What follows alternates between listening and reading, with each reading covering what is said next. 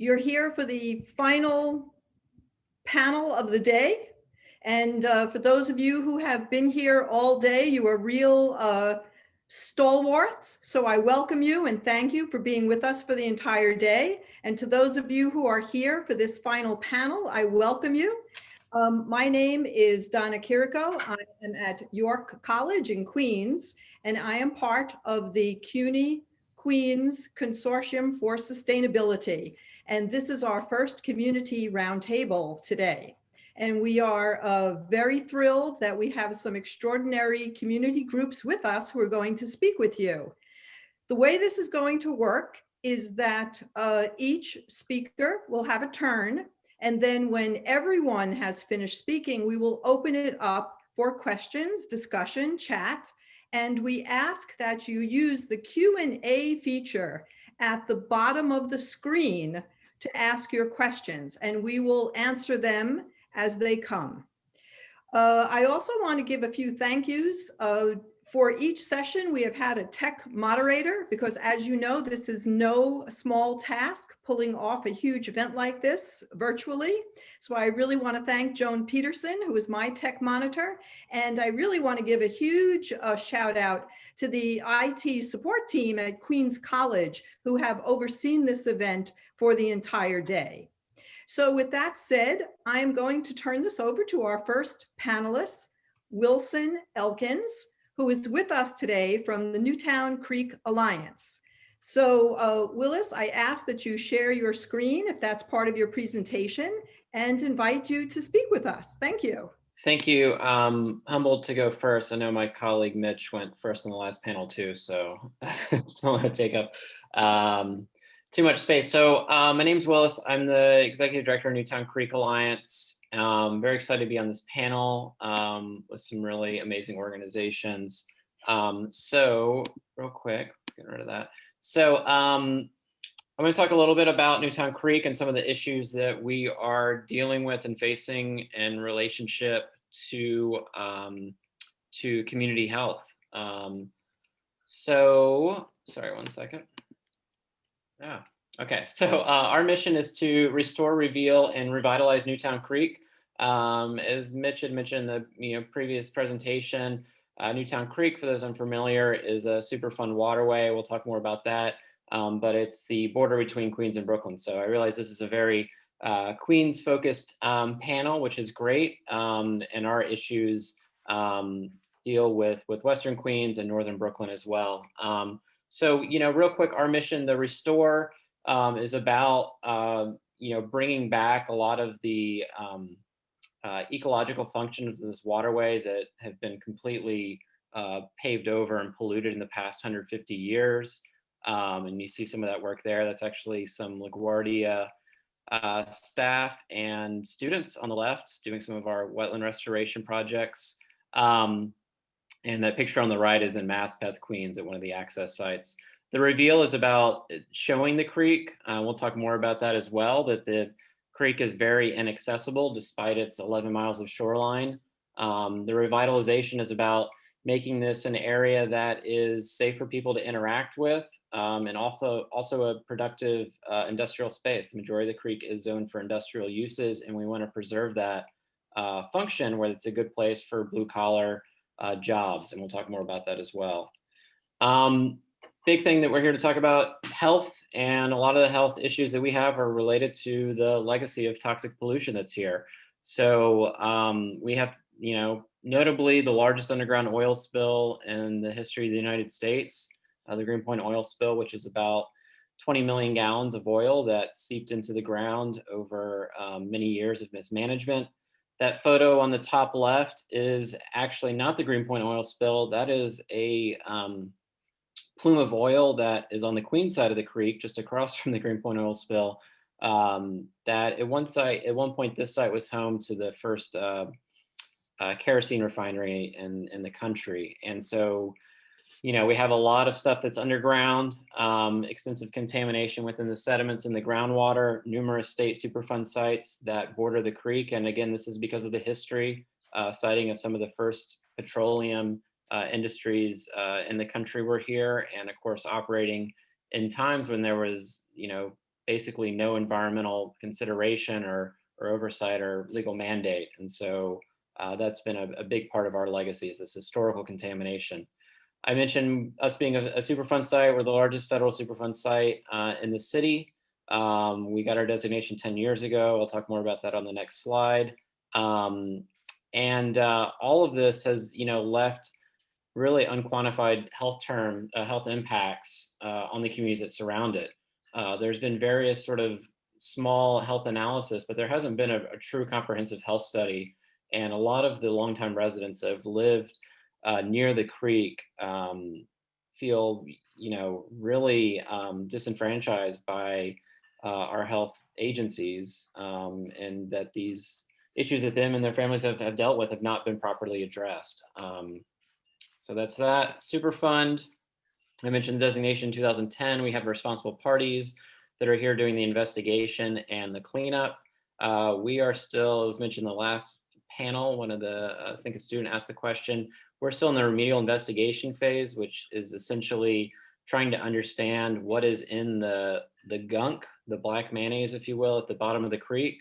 You can see some of these researchers, scientists here on the top left that are examining that. And that's really because of all of the industrial pollution, everything settled down into the creek. There's tidal flow in the waterway, but there's not a lot of current. So everything that was dumped there basically settled down to the bottom. So we have, in some places, 15, 20 feet thick sediments that are highly contaminated with things like chemicals like PCBs and PAHs and heavy metals and dioxins.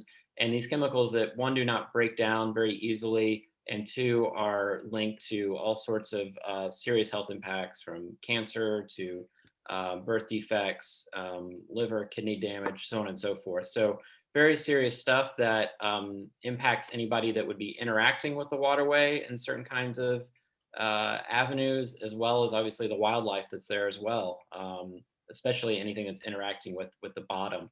So we also have other agencies that are there as part of this process. And of course, there's a CAG, a community advisory group, that I have the pleasure of co-chairing and working with a lot of great community members, especially folks from LaGuardia as well.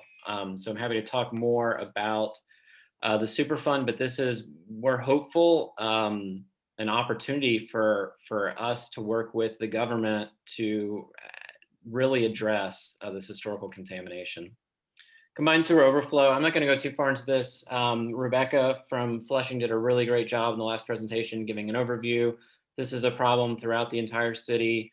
It is, like in Flushing Creek and Flushing Bay, more heightened in Newtown Creek because of the stagnant conditions of the creek and the siting of these very large outfalls. So we have over 1 billion gallons of untreated sewage coming into our waterway every year.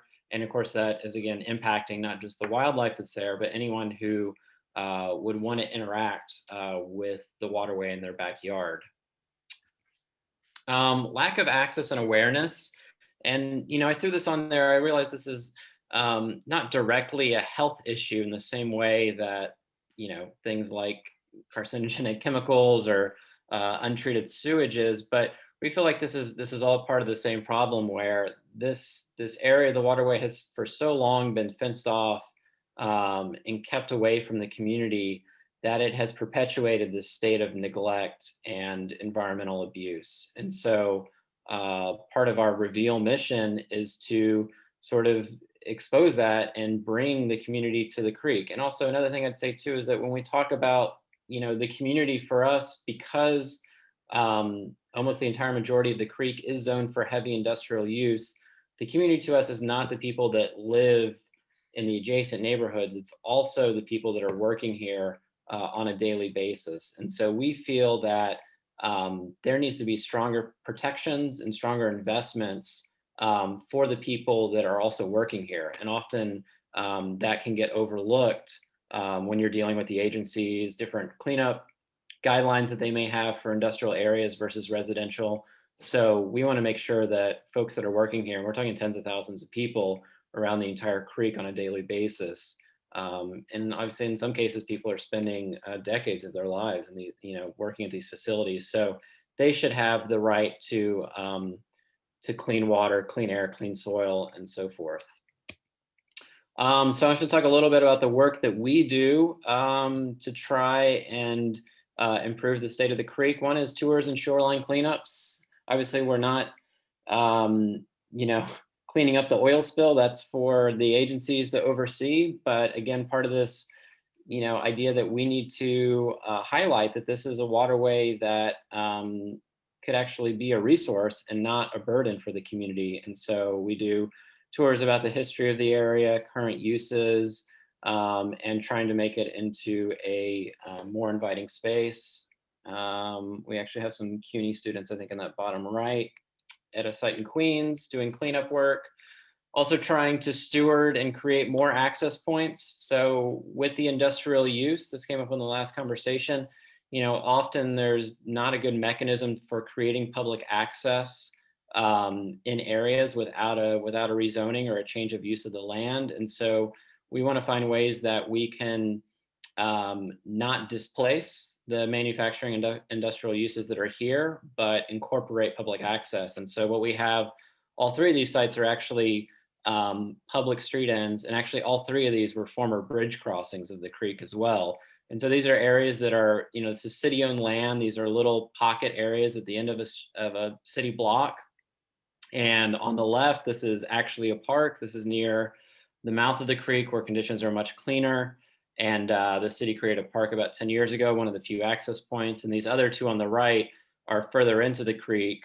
And these are places where we've gone in and actually cleaned out a lot of the trash that's been dumped there over the years, doing our best to manage a lot of the invasive plants and replant with some of the native pollinator species as well. So some of the work that we can do that's hands-on while we, hopefully can work more with the agencies to drive real access. And that's a good segue to this next slide, identifying other opportunities. This is a street end site near the mouth in Queens. And this is something the community has been asking for access here for over 20 years. You can see the state of it on the left slide. Unfortunately, the city's plans as of now are to build this giant wall that will essentially prevent anyone from having any meaningful interaction with the waterway for the foreseeable future. So, even though there's opportunities, it doesn't mean that, we can build our own coalitions with community groups and local businesses and elected leaders. Doesn't mean that the city is always on board. So that's a big challenge for us, as sort of getting the resources where we need. I wanted to throw this in. This is the National Grid site. This is on the Brooklyn side of the creek. And this is a major facility, 110 acres. It's a liquefied natural gas facility, which you're no longer allowed to build in the city for safety concerns. It's an extremely volatile, form of natural gas, and as a high security facility. And this site is heavily polluted from the former operations that were there, manufactured gas plants. They're one of the main responsible parties for the cleanup of the creek. And this is becoming more of a focus for us because National Grid is in the process right now of seeking to expand this facility. And it is a major problem given not just the history of the area and the risk it poses to the environment, the creek itself, but also the neighbors. This is one block from public housing, from NYCHA houses. And we need to be reducing not just our dependence on fossil fuel, but the impacts from local facilities like this, not expanding it. So there's a hearing next week, and we've been working with a lot of local residents and community groups to let the state know that we are completely opposed to this and we need better planning. This cannot just be a sacrifice zone with local residents and workers paying the consequences. And obviously the impacts of being dependent on fossil fuels and the mounting challenges of climate change and climate disaster. The city and the state are trying to put us on the right path, but we can't do it if we're doubling down and investing more in pipelines and storage facilities. We do a lot of water quality sampling and enforcement. We work really closely with LaGuardia College on this program to do the water quality sampling. We take our samples to their lab for processing that the students do. We also do this enforcement. So every year we're out and reporting. Unfortunately, there's still a lot of illegal pollution, either coming from pipes or people dumping directly into the creek. And so we work very closely with the agencies and groups like Riverkeeper to resolve those issues. We also do education, and that includes a STEM-based curriculum focused on urban ecology. And so we are able to work with neighboring schools to bring them out to the creek in safe areas. We're not taking them to the National Grid site. To understand that this is, despite the pollution that's occurred here, this is an ecosystem. It's been severely damaged, but it has a lot of potential going forward.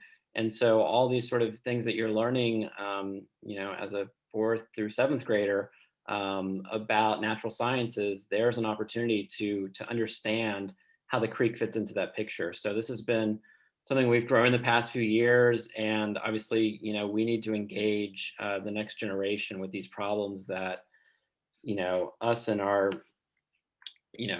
predecessors have have created in some sense. So this is the Newtown Creek Nature Walk on the left, which is one of the only real access points that has been invested in. Is a really fantastic resource that DEP manages as well. We do small scale restoration. This is the living dock. It's a way to sort of demonstrate again the potential here, and we have seen big improvements in water quality in the past 20 years. So this is a floating dock that has the native salt marsh grasses and habitat for small critters to live in. And so you can basically pull out one of these crates and you'll find fish and shrimp there and crabs and even mussels living there as well. So it's been a really good demonstration project and way to engage people with the value of this waterway. This is our office is located. Fortunately, we're very lucky to be in this building. Kingsland Wildflowers is a 25,000 square foot green roof. It was actually paid for by settlement funds over the Exxon, the Greenpoint oil spill.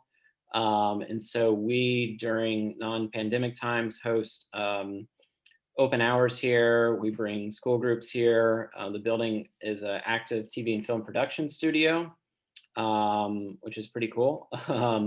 Green roofs provide significant benefit, in terms of capturing stormwater and keeping it out of the creek, preventing sewage overflow, providing green space for wildlife habitat, reducing the urban heat island effect is a major issue in our area as well. So we hope that folks can come check us out. We're going to be doing some limited programming this year at Kingsland Wildflowers.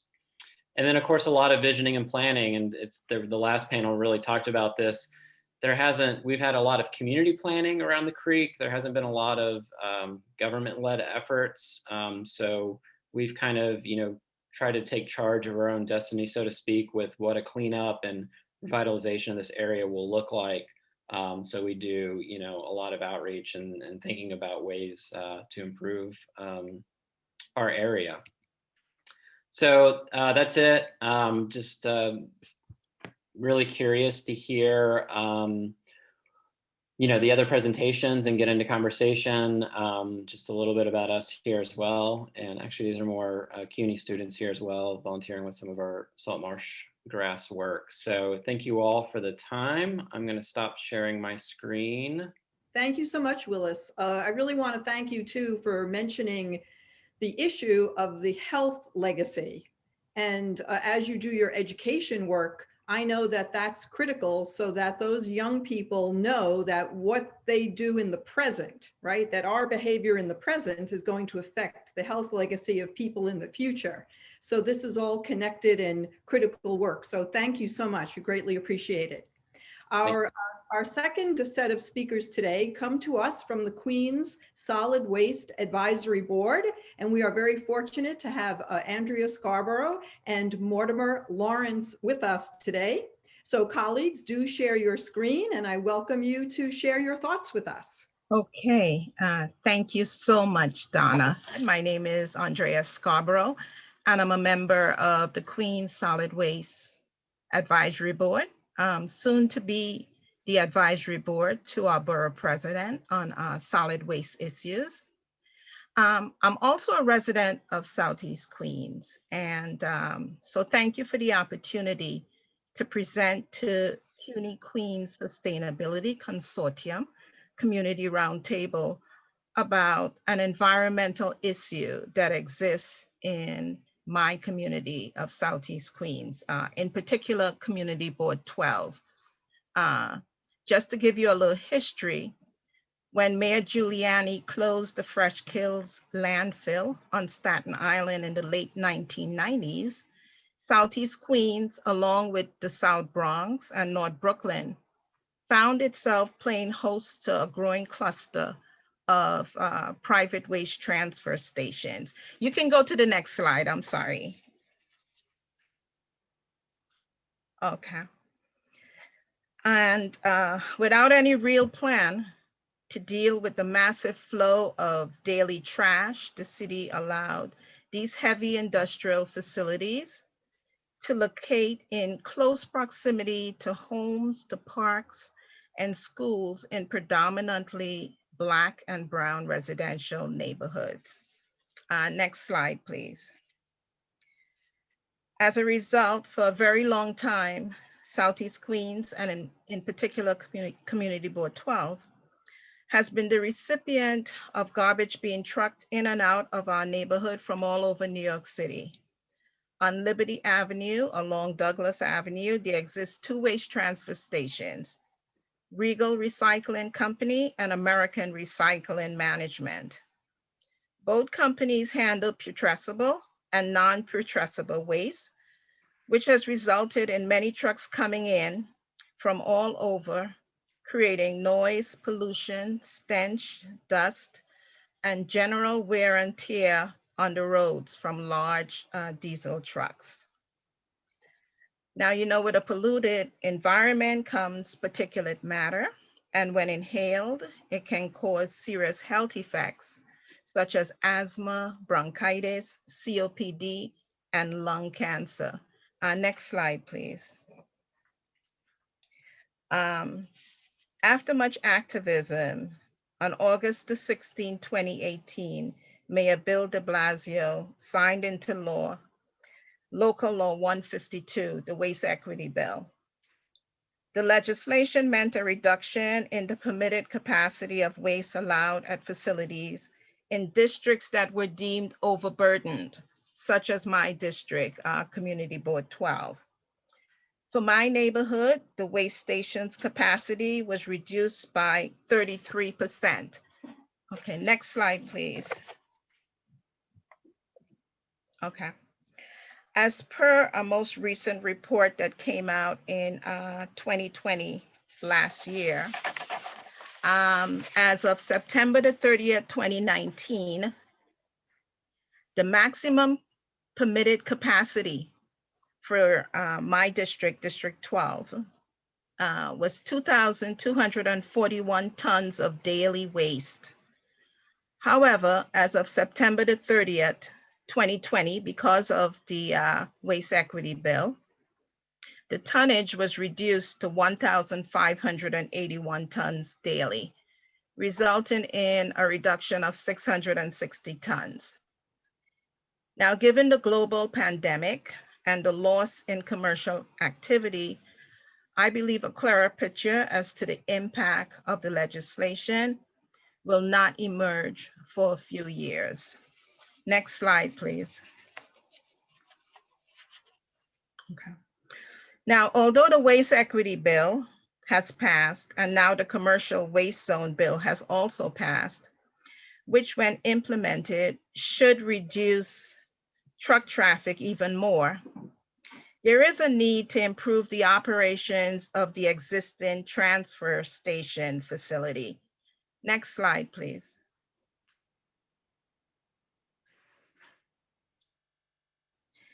The operator of those facilities must better manage leachate generation, dust control, and elimination of noxious fumes that emanate from the facility because the facility is not fully enclosed.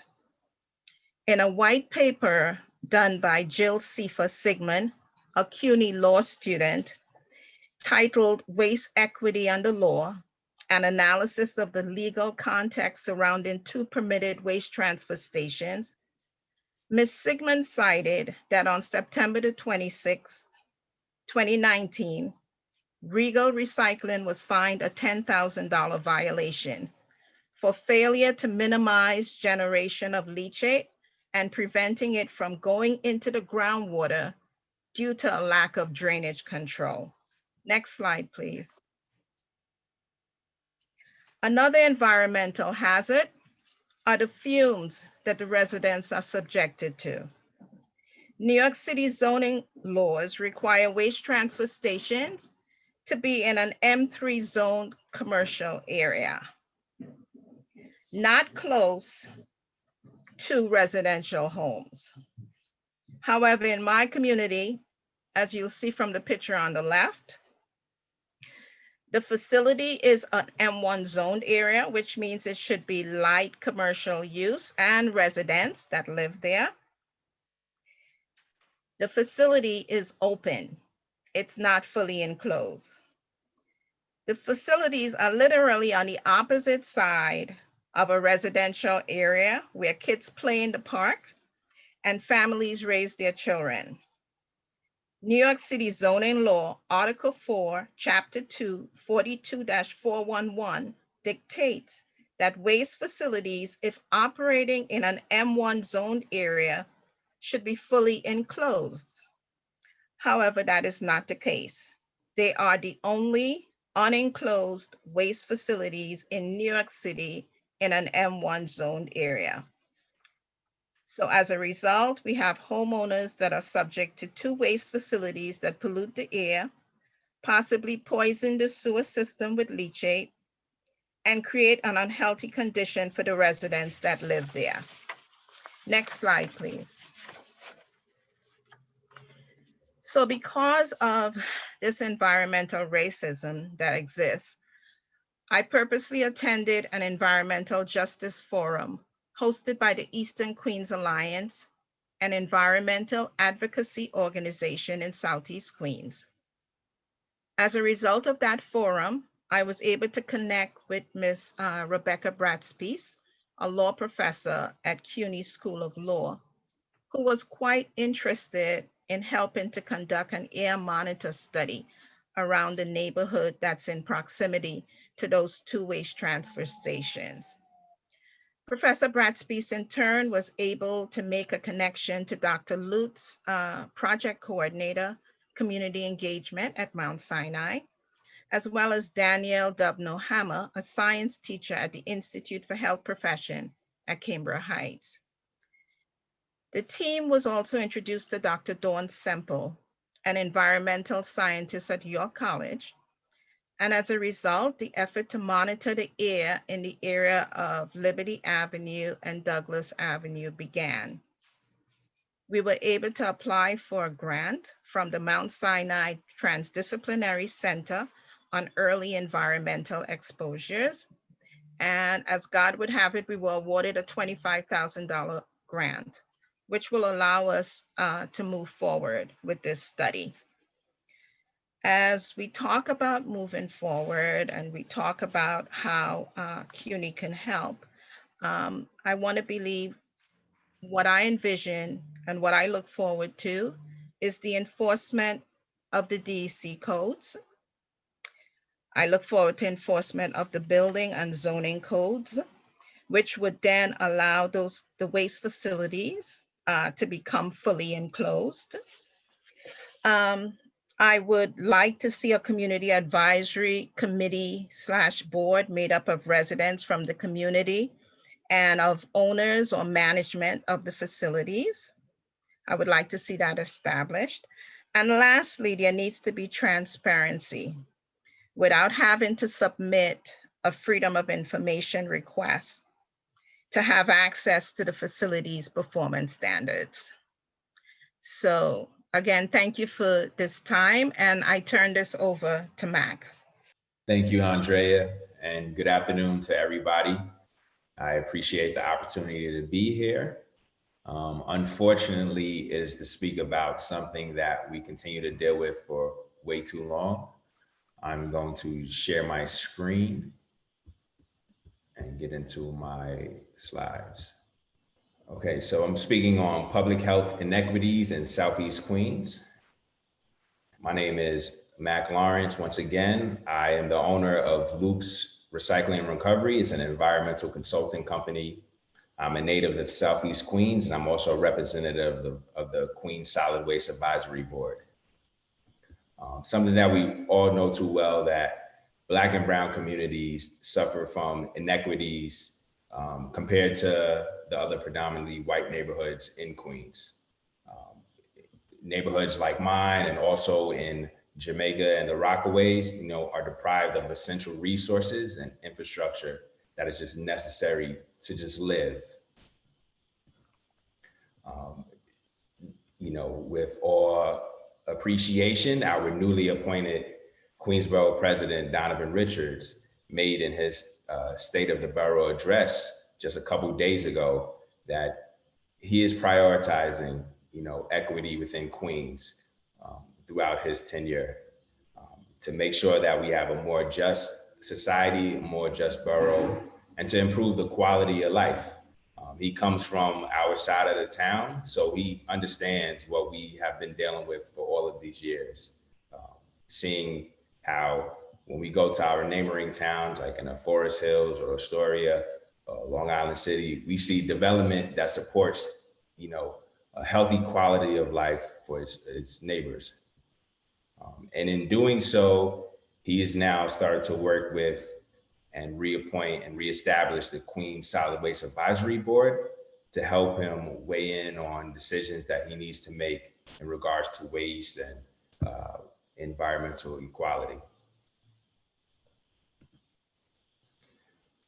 As you see here, public health issues aren't specific to culture, and its residents shouldn't be at fault that they exist.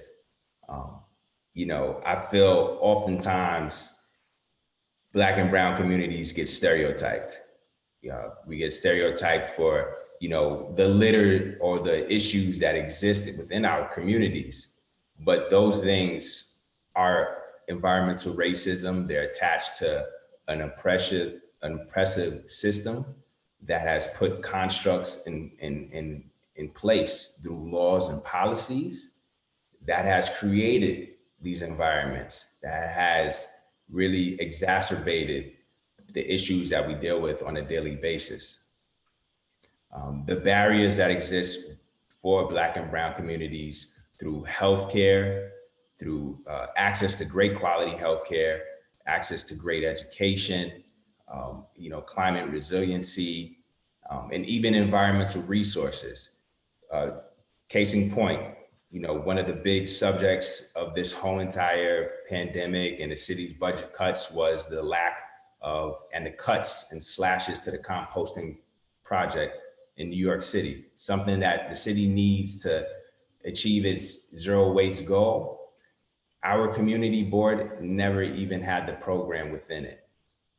You know, I just recently worked with a garden in Community Board 12 where we established the first public food scraps drop-off point.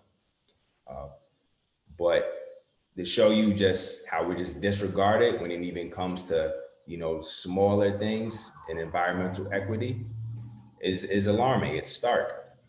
And even it's supported by the Commissioner of the Health and Mental Hygiene, you know, showing that, you know, the reason why we have a lot of these public health issues is because it's attached to the racist practices from colonialization that, you know, I even heard a member, Mitch from Newtown Creek Alliance, go into the history of, you know, how the Dutch settled into New York. Literally from those times was the practices put in place where Black and brown people, you will be dealing with these for generations to come.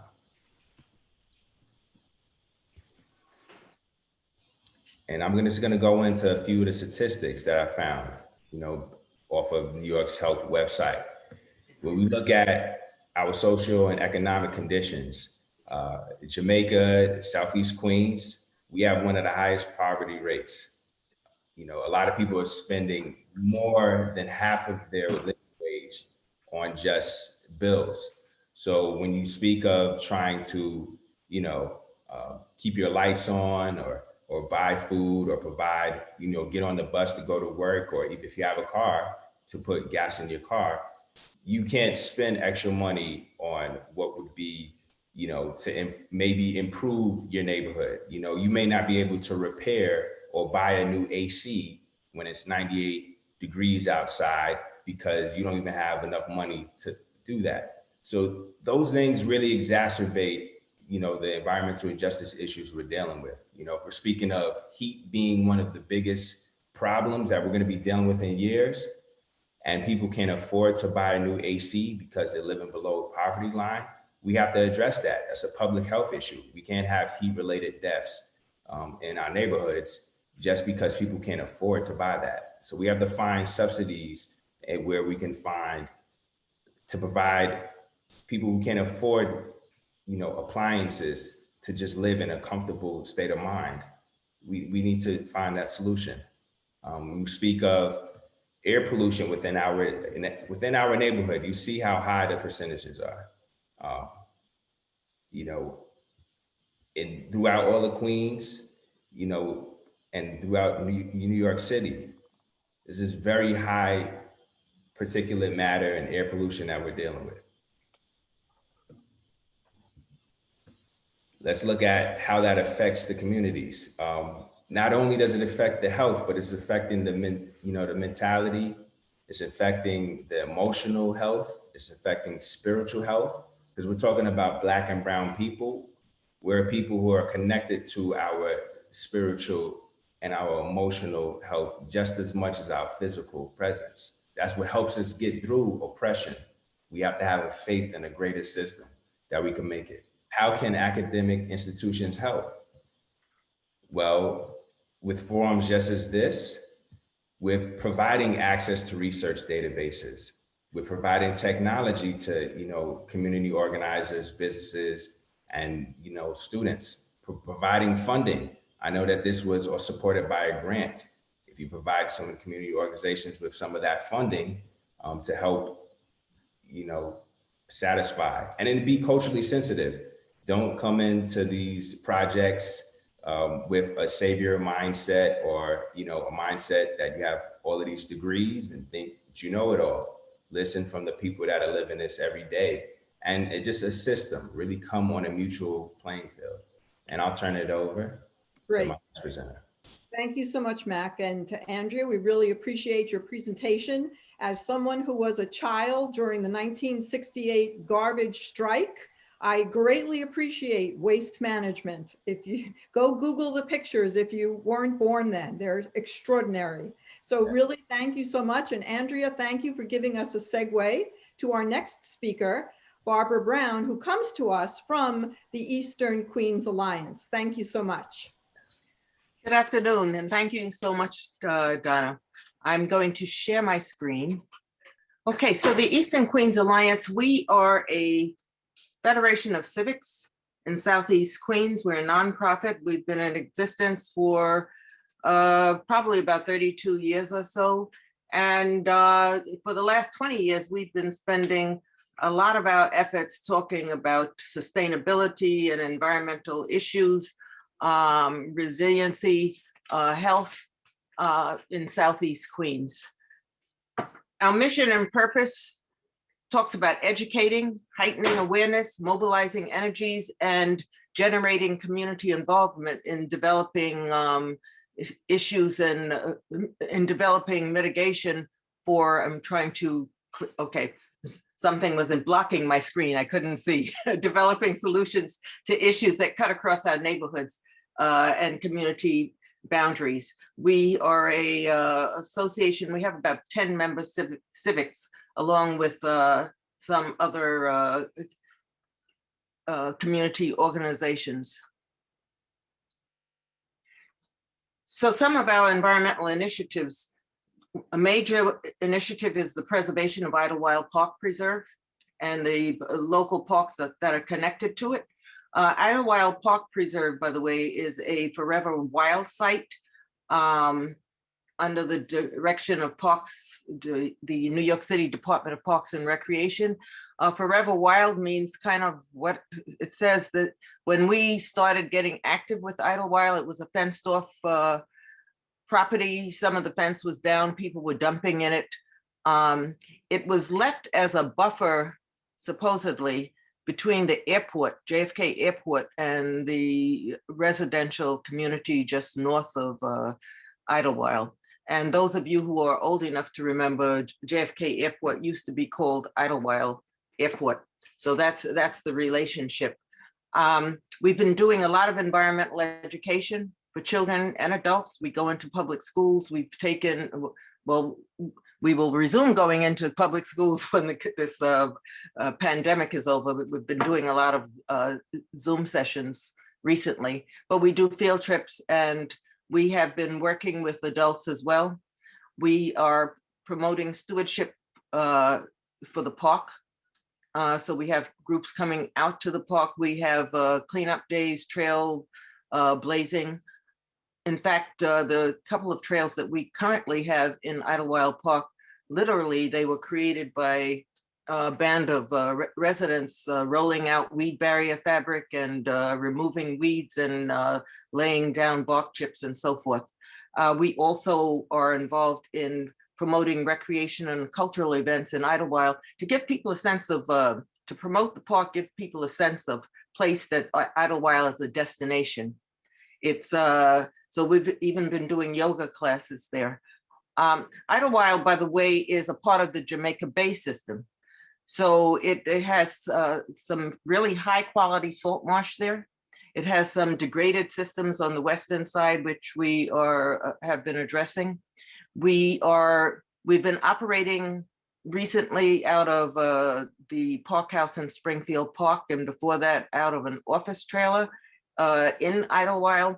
But we are thrilled to say that the Idlewild Nature Center, or Idlewild Environmental Science Learning Center, will be opening within a month or so. It was funded through a $5 million grant from Borough President Helen Marshall 10 years ago. And it was they just broke ground last year, and it's going to be, it's completed actually. We're just waiting for last minute kinds of things. We've been promoting environmental and justice initiatives and advocacy activities. We realize that people need to be aware of what those issues are and how they can advocate for themselves.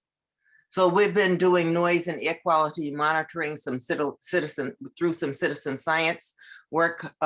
We've had a lot of community cafes and workshops. In fact, Professor Brasby did one of our workshops on environmental justice and was on a session this past summer on environmental justice unwrapped.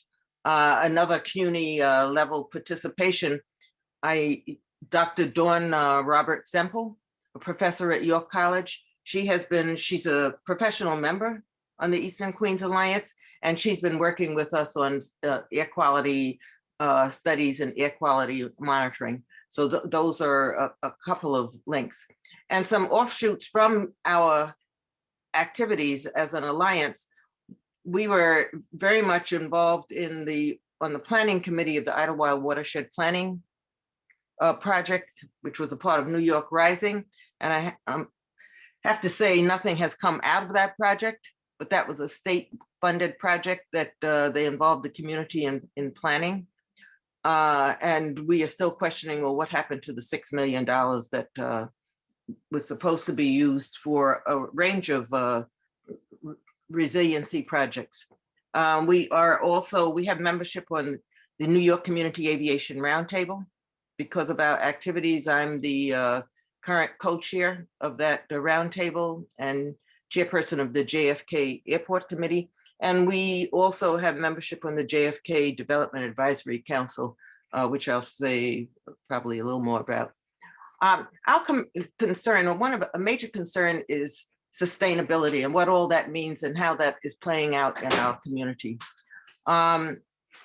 This wheel shows that there should be a natural balance between economic vitality, the natural environment, which is Idlewild and all of our parks and open spaces and the air and the water and the soil, and healthy communities. And what we are finding is that we seem to be a community out of balance. Economic vitality seems to take the major role, every time something negative comes into the community, they talk about jobs and how it's going to benefit people economically, but there's no consideration for the natural environment. In fact, roughly 2,000 trees were taken out of Idlewild Park Preserve because they said that the trees were in the way of the runway protected zone. And in terms of healthy communities, nobody's worried about the air and the noise levels coming out of JFK Airport that are unhealthy for people living in close proximity to the airport. So we're seeing a community out of balance instead of that balanced community that should be there. We're also seeing, in terms of environmental justice, that it's not really existent. For instance, ideally, you would have inclusion of stakeholders in the decision-making processes.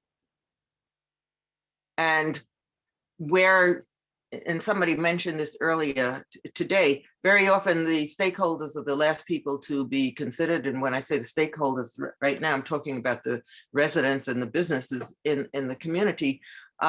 Maybe we're invited to a meeting after all the decisions have been made and asked, well, what do we think? And truly no one really seems to be interested in what we think.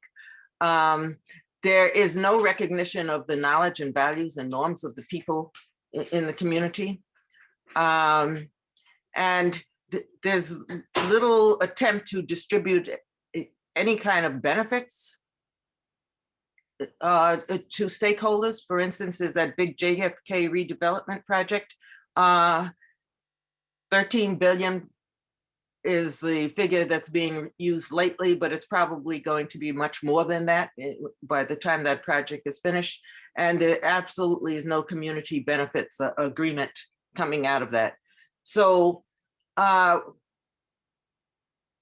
we are concerned about air and noise pollution in Southeast Queens. Absolutely, there's a need for an independent, comprehensive study to determine that to which residents are being exposed to the noise and air pollution that's a part of living near an airport. And there needs to be attached to that plan mitigation to address the findings. And there seems to be no real desire on the parts of the powers that be to do that kind of a study. We've called for that as members of the JFK Airport Committee, as members of the Advisory Council for the Development Plan. There seems to be no willingness to do that, because of course, if you find that there's a real problem, you have to do something about it. The air cargo industry, both on and off airport, 53-foot trucks barrel through our neighborhood streets day and night. There's illegal truck parking all over Southeast Queens because the trucks seemingly have no place to park or don't want to spend the fees that they would have to spend to park on the airport. I just mentioned the $13 billion JFK redevelopment project. There is going to be a long-term environmental impact. They have been talking about the need for greater capacity at the airport. They claim they're not expanding the airport, but when you say that you're going, that the number of people using the airport will double, and you are meeting the need for greater capacity, you are expanding the airport. And because what that means is there are going to be more flights in and out of the airport. There has been a significant increase in the number of flights in and out of JFK Airport within the last, I would say, definitely within the last 10 years, and definitely within the last 5 years. Planes are flying closer together. And we just have a little respite now during this period of COVID, but everybody is pushing for the aviation industry to come back. An example of projects that are, or things happening that are not in the interest of sustainability or preservation of anything is all along Rockaway Boulevard, which is the border between the airport and the residential community. There used to be a lot of green space along there. It's taken up on a consistent basis by projects that the Economic Development Corporation has advocates. And in fact, we got very active in this whole area of the environment because 20 years ago, the Economic Development Corporation decided to alienate 25 acres of parkland out of Idlewild to build an air cargo complex. And it was when that happened that the community realized that if it didn't do something, the park wouldn't be there at all. So our interest is getting stakeholders involved at all steps of the development process. We are in the process of conducting a 3-session conversation, intergenerational conversation on sustainability in Southeast Queens and how to make some local change. And we just took a survey. And when you look at the survey results, because we asked about some main elements of sustainability and what where people's priorities lie. And so by far, if you look at the first 5, it involves health and education, and mostly health. So most people they want access to fresh food and dealing with that whole food security set of issues, access to high quality, effective healthcare. They're talking about the adequacy of basic infrastructure, development of human capital, and a healthy environment free of pollution, clean air, water, soil, etc. And trailing a little bit is accessibility and preservation of open space, beautiful natural areas, and natural resources. So the people in the community are concerned about health and the environment. This is a picture of map of Southeast Queens and the airport. This, of course, is the airport down here. And right adjacent to that are the communities of Rosedale, Brookville, Springfield Gardens, Rochdale Village, Laurelton is not named here, but this is Laurelton. Cambria Heights is just above that, St. Albans. Ozone Park is over here, and South Ozone Park is in here. The runways, the planes that come off of the runways from JFK fly over these communities day and night. And these people are subjected to all of the noise and air pollution of coming out of JFK Airport. All in this area just north of JFK, it's heavily industrial. Industrial in terms of air cargo, the air cargo industry.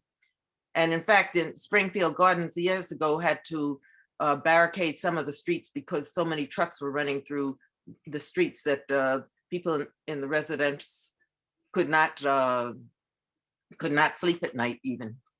So this is just to show you that we are definitely in an environmental justice area.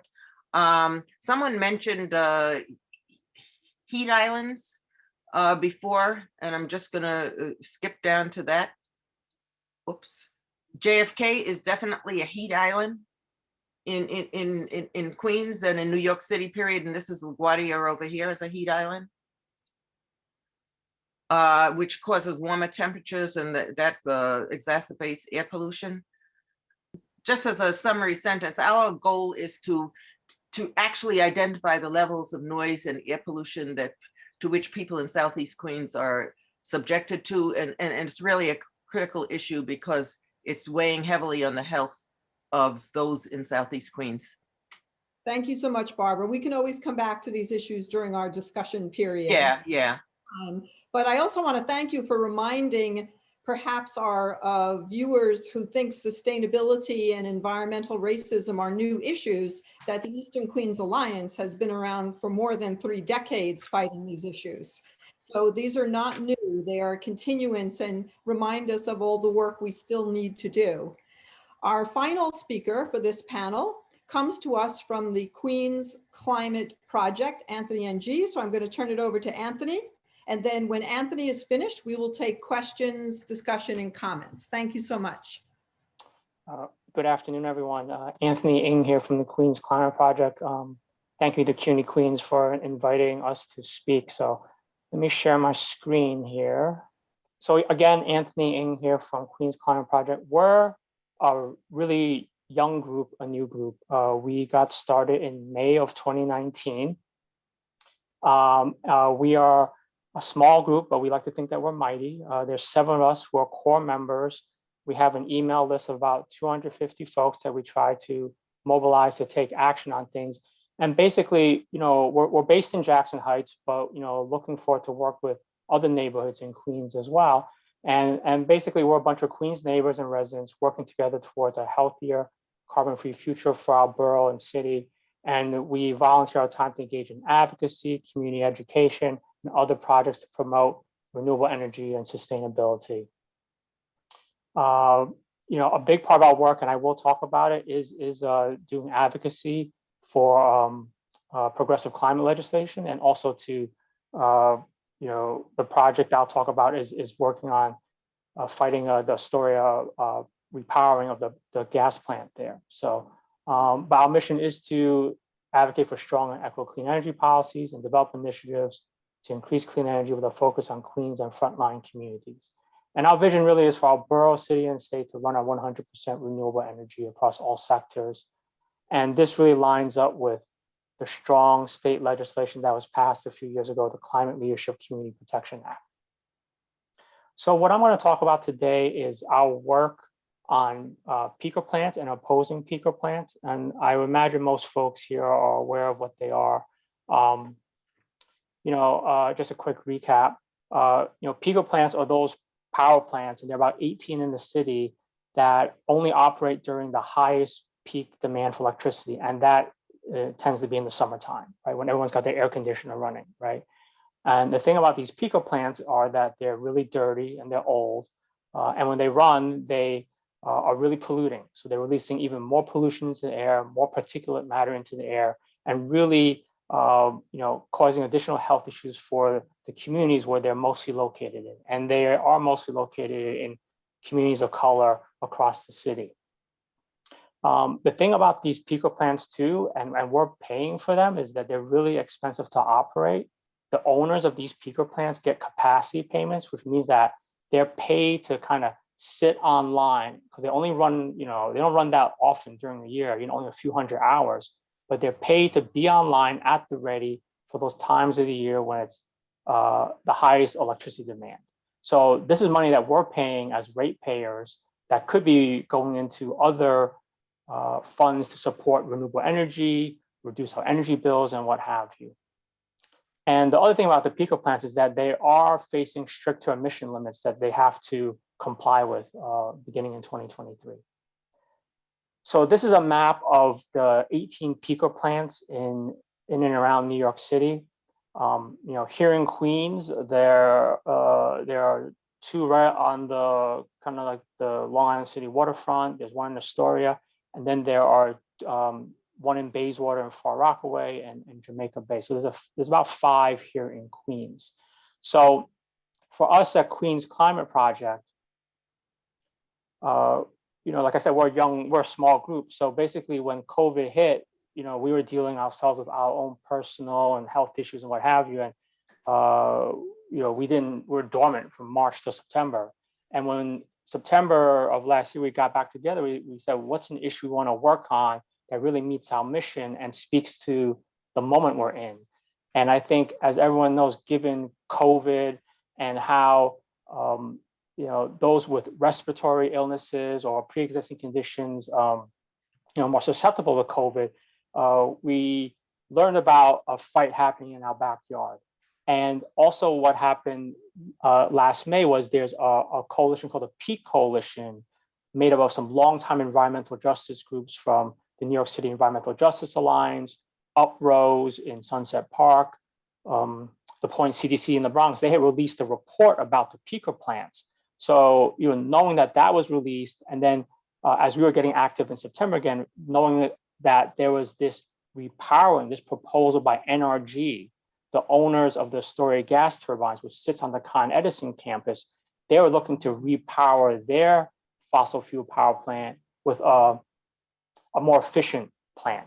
So they were making the argument that, well, it's more efficient, so it's going to be cleaner, or it'll burn, the fossil fuel burn will be less polluting. But in our eyes, that's still pollution. And what we wanted to see is a renewable energy and a battery storage solution to kind of take these offline, right? So, you see these are pictures of the Astoria gas turbines where they sit in the Astoria Con Edison complex. The owners, NRG, they're looking to repower this, and it has to get approved by the state.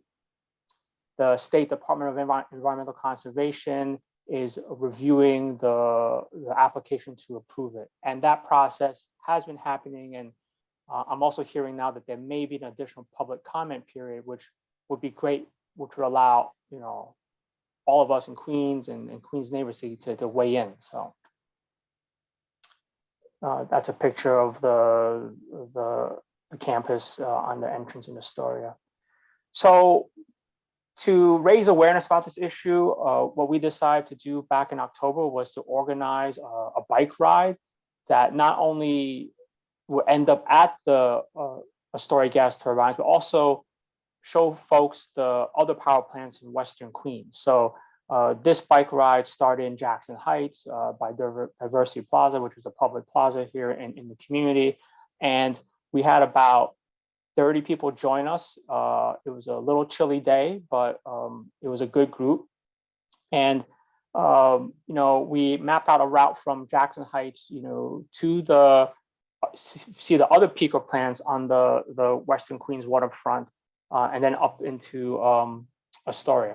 If you see the yellow one, that's a peaker plant that's owned by the New York Power Authority, right by Queens, the 59th Street Bridge, Queensboro Bridge. And then up the road is the Ravenswood Generating Station, Big Alice, which I think everyone's familiar with the three stacks that are red and white. And, I think if you look at this map, it just kind of illustrates where some of these peaker plants are located. Right nearby the plant that the New York Power Authority owns and the one in Ravenswood are two of the biggest public housing developments in the city and the country, Queensbridge houses and Ravenswood houses, home to many Black and brown families and individuals.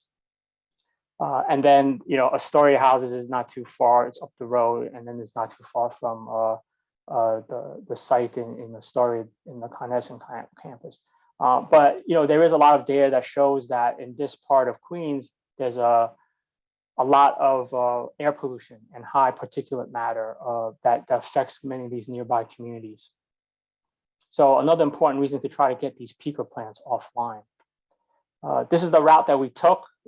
It took us a few hours that day to get up there, and we kind of stopped along the way because we wanted to raise awareness of the fact that these polluting facilities are in our neighborhoods nearby. And I'll just show a few more pictures about our day that day. Here's our stop by the Ravenswood Generating Station, Big Alice.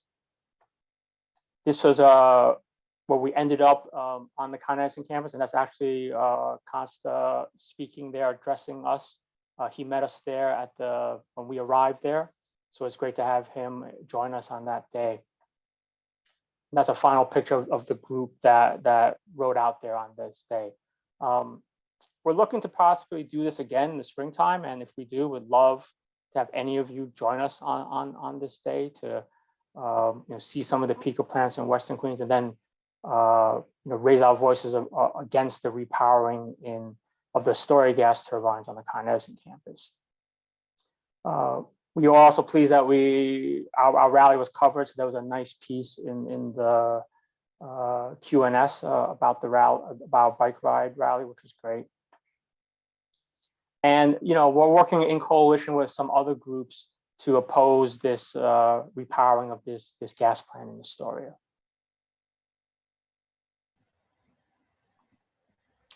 So, the other thing about these issue of power plants is that there is a technology now to replace these, to reduce the air pollution in the neighborhoods where they're located, to move towards renewable energy. And I think the biggest example right now is that the Ravenswood generating plant is going to be moving towards a 316 megawatt battery. It's supposed to start operation this month. And, Ravenswood is not too far away from where the Astoria gas turbines is. And if the owners of this peaker plant can look to a clean energy, renewable energy battery storage solution, why can't NRG do the same? And this is where we're really calling on the state, the governor, Department of Environmental Conservation. We have some of our state elected officials who are in support of us as well. We really need to compel the owners of that plant, NRG, to look at a clean energy solution so that they don't continue to run facilities that pollute our air and put residents' lives at risk and affect their health. So the technology exists. We just need the political will to compel the owners of NRG to make that happen. So I also just want to spend a little time just talking about a few other things that we're working on at Queens Climate Project.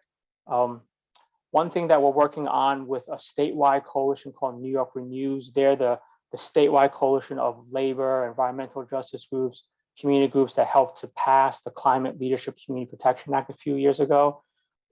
They're really leading this charge to put forward in the state legislature this year, the Climate and Community Investment Act. And really what this would do is fine polluters and raise up to $15 billion a year to put towards a just transition to renewable energy. And that would mean supporting renewable energy projects. It would mean supporting community-led energy planning, community solar, creating good green jobs, making sure that some of that investment goes into frontline communities, right?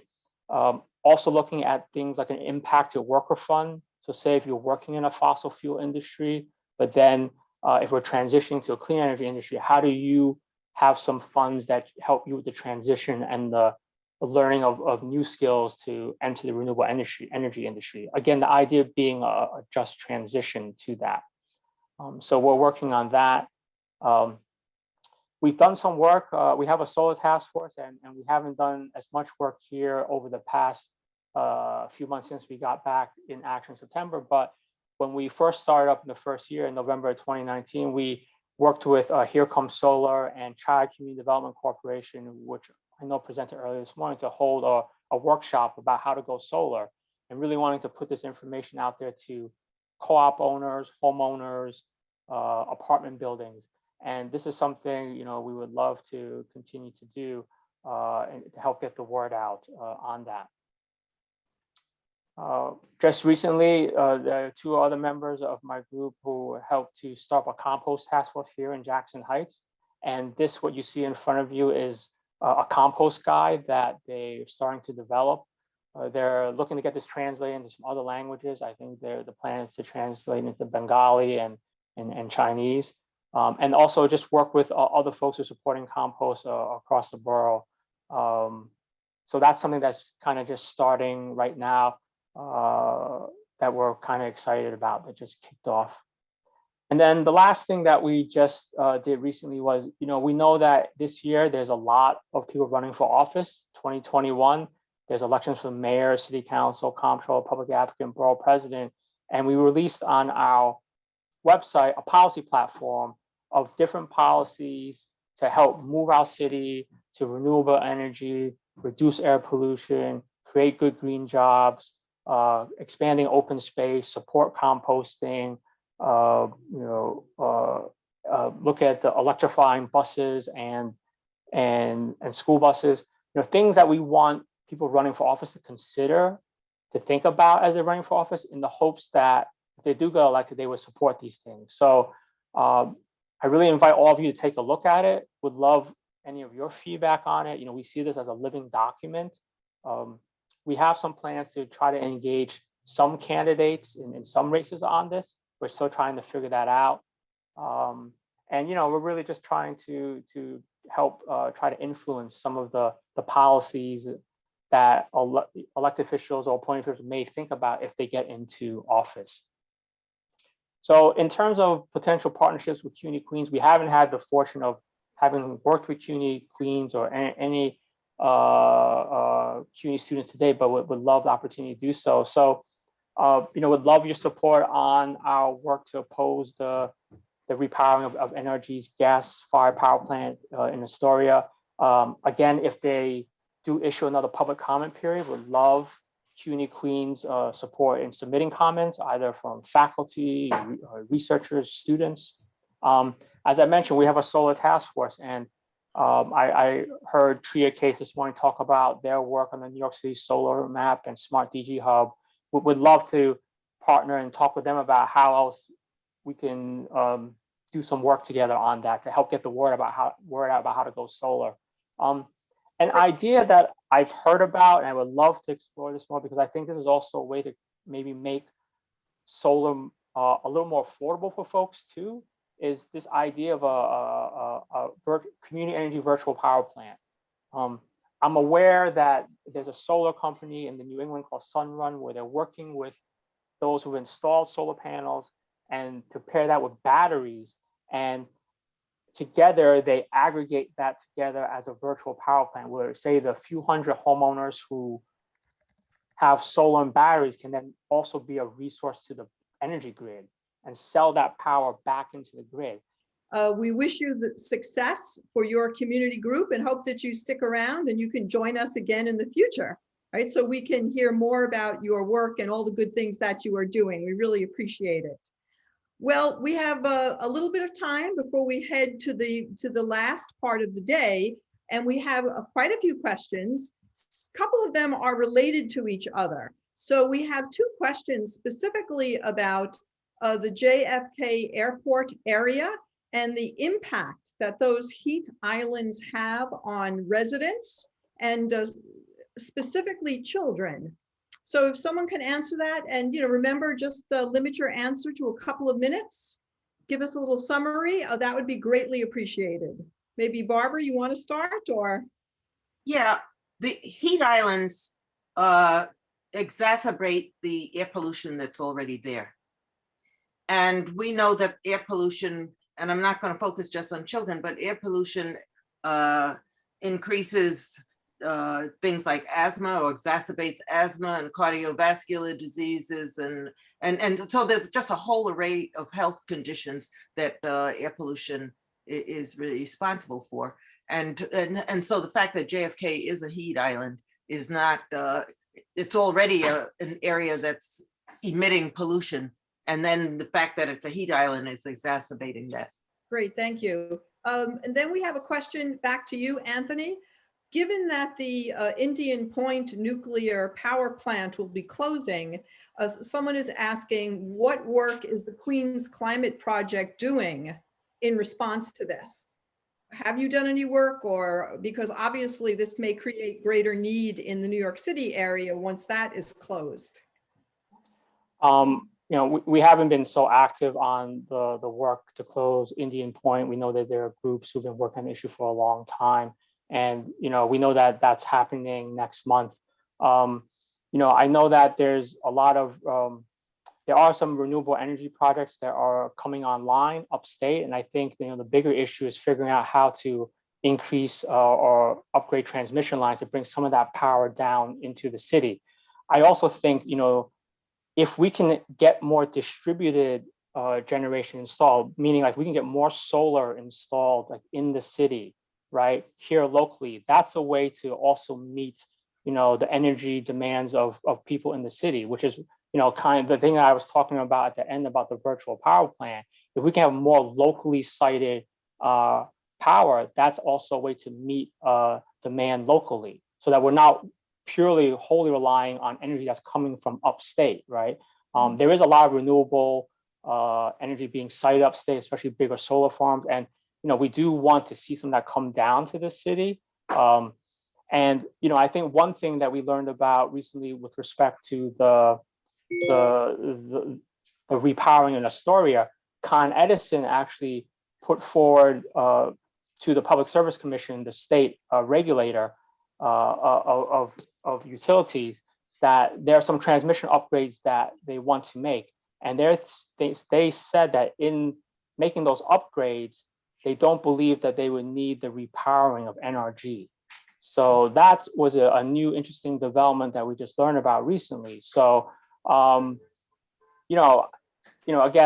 that's why, our group wants to do more work on solar installation locally and to build up, locally generated power as well. Great, thank you so much. And we have a question that several of you have raised, the issue of composting. And we have a question asking about the Parks Department decision to end its relationship with local composting groups. Would anyone like to comment on that? I'll answer. So when the city, had all of the budget cuts with COVID, a lot of Department of Sanitation and a lot of the other departments all around the city, saw huge budget cuts. Inside of that was the composting project that New York City had. Mm-hmm. They were getting ready to actually eliminate the entire project. With a lot of, coalitions popping up like Save Our Compost and a lot of other advocacy groups. They fought to get a few million back to these compost programs. And Parks has been hosting, big reuses composting site. They were a tenant there under the Queensbridge for some years. And, I guess in Parks' decision, they wanted to use the land for, their benefit, and they didn't want to renew the lease to Big Reuse. So Big Reuse actually just was able to get an extension pretty much of their lease. And so it's kind of ongoing right now. The final decision hasn't been met yet. Composting, it sounds like it probably not going to be back, citywide through, this entire year. We'll see what happens in 2022. But between now and then, there's going to be a lot of different composting sites popping up. A lot of people are really firm advocates in it, and they really see the value in it. And the fact that it's not there, I think it's pushing people to create it within their own communities. Great, thank you so much. We have a couple of minutes left before we have to move to our closing session. One thread that has run throughout the day is how best for people to get involved in your various projects. We heard earlier, for example, that very often the community doesn't get involved until it's too late, right? They're not involved while the decisions are being made. So let me ask each of you, whoever would like to speak first, what advice would you give someone in the community? What advice would you give our CUNY students about how best to get involved so that their voices can be heard and perhaps make a difference? I would say that people should get involved in their neighborhood associations, their civic associations, and any of the grassroots organizations that are out there in the neighborhood, because that's the way of having a voice. Yeah, I will echo. I thought I had unmuted myself to answer that, and I had not. But yeah, the civic organizations, your community board, get on your board and find out exactly what the issues are in your community, and then let your voice be heard and try to create that change, that positive change that's needed. But you've got to get involved at the grassroots level. And then, of course, you lobby your elected official to ensure that, he's on board. Elected officials working together with the community to get a lot accomplished if we can get that done. Right, as we always see when Costa gets involved and others get involved locally. So if a student wanted to help out, they could just call you or walk in your door if there wasn't something at their campus? Absolutely. Yeah, yeah. Yes. Right now with the ear monitor study that we're planning to do, we will be needing assistance. So sure, you can give us a call. Yeah. Absolutely. Well, Dawn Robert Semple is my colleague, and in fact, Oh. I pay two of her assistants on a grant I have to work on the project. Okay. It's so important to us at the college. So, but sometimes a student, you know, they're free, they have free time, they just want to volunteer, they don't want any credit. So that's why we want to be able to tell them, welcome, you know, you can join groups and give them lists of opportunities. So that would be great. Absolutely. And, you know, Especially for students, I would definitely encourage them to, whatever ideas you have now, start on your own. You know I went to Morehouse College. It's a college very famous for a lot of civil rights leaders. Martin Luther King went there. But you know, even historically, student-led organizations and student-led movements are tremendous. They have a tremendous impact. You don't have to wait till you're finished with school. You don't have to wait till you get into your graduate program. The ideas you have now are the ideas that are going to be driving the future. I remember I heard that somebody say today, what you do today is going to have the impact for tomorrow. And that's where I started my business. It was in college. The ideas I had then was then. And then also use social media now. You see a problem in your community, you have your phone right there in your hand. It could be, as we saw so many things happen, it goes viral. So if you really captured something on your phone that was like a true issue, and a lot of people recognize it, you know, we all pass by certain places in our neighborhoods that we know it to be, you know, whether it's a legal dumping site or we know it to be a pollution site. Every time you go past it, tag it, you know, and the more and more it's circulating, you know, the more the powers that be can, you know, step in and help out or bring it to their awareness, you know, because sometimes, you know, some of them may not really know the issue in their own community, you know, and I know that kind of sounds weird to say, but a lot of them, you know, have kind of focused already. So if you have an issue, use social media. It's a great platform. great, thank you. That's a great idea because sometimes people are reluctant to do something because they think they have to confront the business owner or the homeowner. And certainly social media is a great way to go so that they don't have to do that and just rouse a little support. Well, we are pretty much at the end of our time. I really do want to thank each and every one of you for such an enlightening experience. You all do important work and we greatly appreciate it. We're so happy that you were able to join us and share the work that you do. Thank you so much. Thank you. Thank you so much.